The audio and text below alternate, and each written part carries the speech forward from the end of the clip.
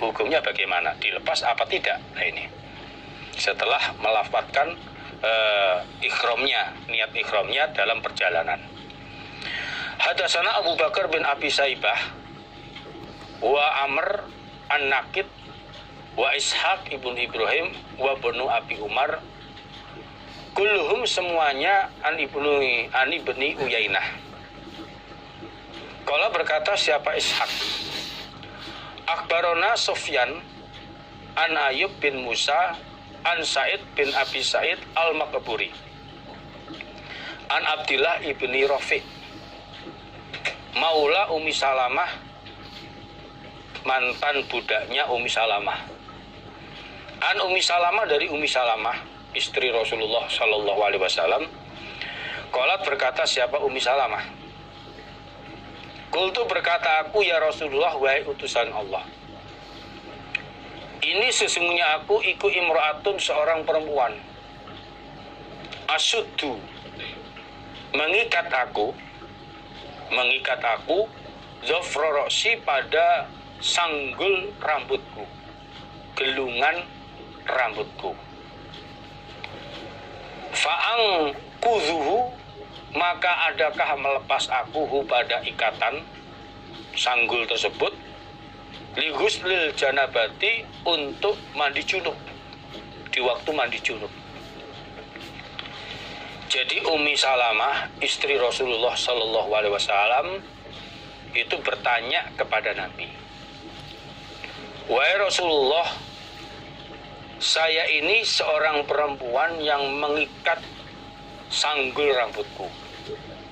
Berarti Ummi Salamah ini rambutnya panjang, sehingga rambutnya itu disanggul, digelung.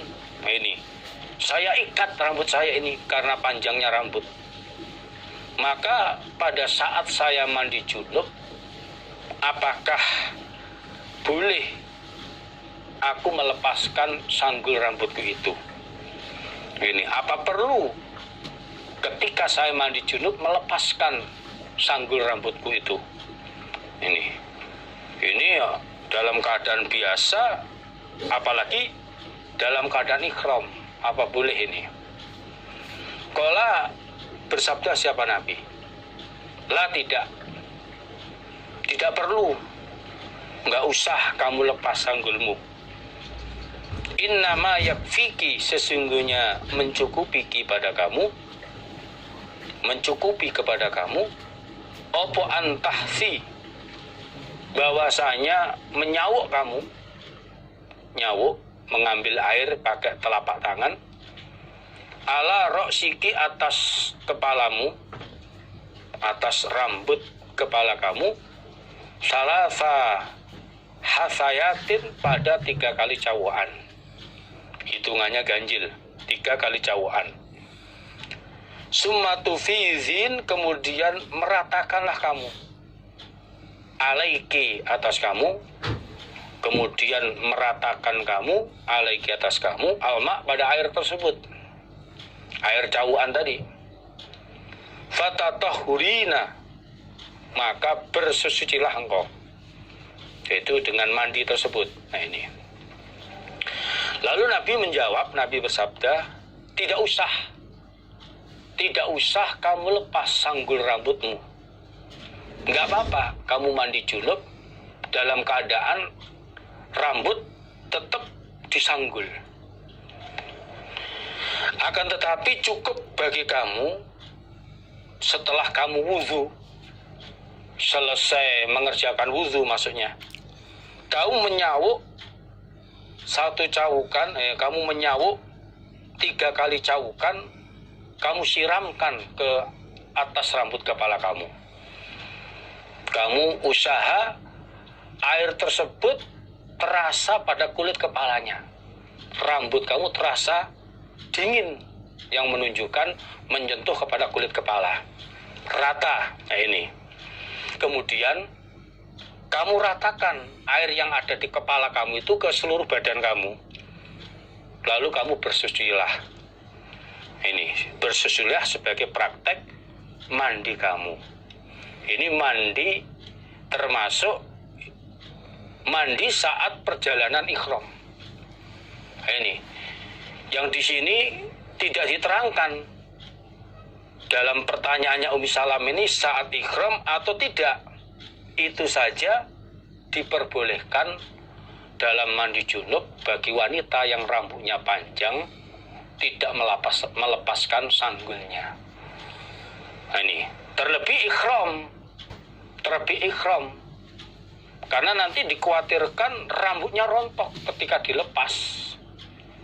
Maka diperbolehkan, tidak apa-apa bagi wanita yang berambut panjang kemudian rambutnya disanggul saat perjalanan ihram mau mandi, termasuk mandi junub, tidak melepas sanggulnya. Yang penting dalam praktek setelah wudhu, ya, ngambil air 3 cawukan, dibasahi kepalanya ini, rambut kepala sampai terasa dingin, kulit kepalanya, terus diratakan. Setelah itu air itu diratakan ke seluruh badan kamu bersuci. Ini praktek saat mandi. Ini termasuk saat perjalanan ihram. Ini butuh mandi biar tidak rontok rambutnya, maka tidak usah melepas sanggul rambutnya. Berarti menurut hadis ini wanita yang ihram ketika dalam perjalanan mandi itu hukumnya diperbolehkan tidak melepas rambutnya, tidak melepas sanggul rambutnya. Jadi yang penting rambutnya bisa basah sampai ke kulit kepala. Ini. Dan tujuannya biar rambutnya tidak rontok, karena nanti kalau rontok ya kena dam nantinya. Ya, ini. Apa-apa layal basu tidak boleh memakai sopo al-muhrimu orang yang ihram minasyab dari beberapa pakaian. Jadi bab ini menjelaskan pakaian apa saja yang tidak boleh dipakai oleh orang yang ihram. Orang yang ihram haji maupun umroh, pakaian apa saja yang nggak boleh dipakai. Ini untuk orang laki-laki. Nah, ini apa yang nggak boleh. Hadasana bercerita pada kami Imam Bukhari sopo Abdullah ibnu Yusuf, akhbaruna siapa Malik an Nafi an Abdillah ibnu Umar radhiyallahu anhuma. Anna rojulan sesungguhnya orang laki-laki. Iku kola berkata siapa rojul, artinya bertanya siapa rojul. Ya Rasulullah, wahai utusan Allah, apakah yalbasu boleh memakai sopo al-muhrimu orang yang ihram minasyab dari beberapa pakaian. Jadi Abdullah bin Umar bercerita ada seorang laki-laki yang bertanya kepada Nabi, wahai utusan Allah, pakaian apa yang diperbolehkan dipakai oleh orang yang ihram? Orang yang niat ihram, baik itu haji maupun umroh, itu pakaian apa saja yang bisa dipakai dalam perjalanan ihram hajinya maupun umrohnya itu? Yang diperbolehkan apa saja? Ini. Kala bersabda sopo Rasulullah utusan Allah Shallallahu Alaihi Wasallam. Lalu Nabi bersabda, la yalbasu, tidak boleh memakai siapa orang yang ihram al-kumuso pada beberapa baju kurung. Baju kurung ya seperti baju top, gamis. Kalau kumus itu kayak baju terusan dari atas ke bawah. Tapi maksudnya dari baju ini, maksudnya ini ya tidak sekedar baju kurung saja, termasuk baju kemeja, kaos, pokoknya segala jenis baju yang berjahit yang berjahit ini tidak boleh dipakai bagi orang yang ihram. Wala dan tidak boleh memakai al-amaima, beberapa serban. Ini maksudnya serban ini penutup kepala. Penutup kepala nggak boleh dipakai. Nah, ini apa saja yang menutupi kepala, yang nempel di kepala, apa itu kopiah, kupluk, termasuk serban yang menutup kepala, itu tidak boleh.